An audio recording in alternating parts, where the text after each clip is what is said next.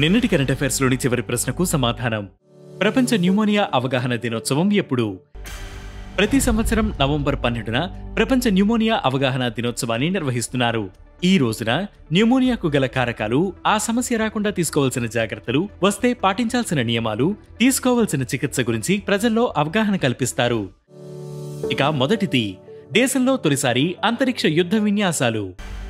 అంతరిక్షంలో వ్యూహాత్మక ప్రయోజనాలను రక్షించుకునే ఉద్దేశంతో భారత్ అంతరిక్ష అభ్యాస్ పేరుతో తొలిసారి అంతరిక్ష యుద్ధ విన్యాసాలు నిర్వహిస్తోంది. నవంబర్ 11న న్యూఢిల్లీలో ఈ కార్యక్రమం ప్రారంభమైనట్లు త్రిదళాధిపతి జనరల్ అనిల్ చౌహాన్ తెలిపారు. నవంబర్ 13 వరకు కొనసాగే ఈ ఎక్సర్సైజ్ ని డిఫెన్స్ స్పేస్ ఏజెన్సీ నిర్వహిస్తోంది.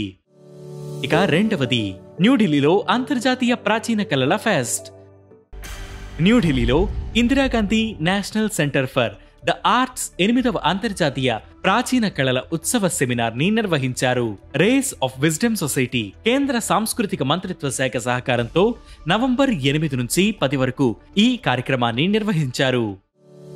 ఇక మూడవది, కొలంబోలో ఇండియా శ్రీలంక కోస్ట్ గార్డ్ 7వ వార్షిక సమావేశం. నవంబర్ 11న కొలంబోలో Indian coast guard, Sri Lanka coast guard 7వ వార్షిక సమావేశాన్ని నిర్వహించాయి.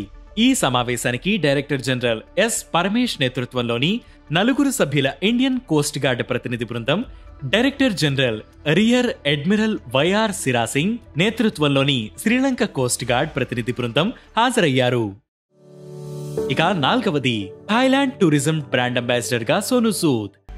థాయిలాండ్ టూరిజం బ్రాండ్ అంబాసిడర్ సలహాదారుగా ప్రముఖ నటుడు సోను సూద్ నియమితులయ్యారు. థాయిలాండ్ సాంస్కృతిక వారసత్వం గురించి, అక్కడి అందమైన ప్రదేశాలు, ప్రకృతి గురించి తెలియజేయడానికి సలహాలు ఇచ్చేందుకు ఎదురు చూస్తున్నట్లు ఆయన చెప్పారు. ఇక ఐదవది, బీహార్లో మహిళల ఆసియా హాకీ ఛాంపియన్స్ ట్రోఫీ. బీహార్లో రాజ్గిర్లో మహిళల ఆసియా హాకీ ఛాంపియన్స్ ట్రోఫీ 2024 ప్రారంభమైంది. నవంబర్ 11 నుంచి 20 వరకు ఈ టోర్నీ జరగనుంది. బీహార్లో జరుగుతున్న తొలి అంతర్జాతీయ హాకీ టోర్నమెంట్ ఇదే.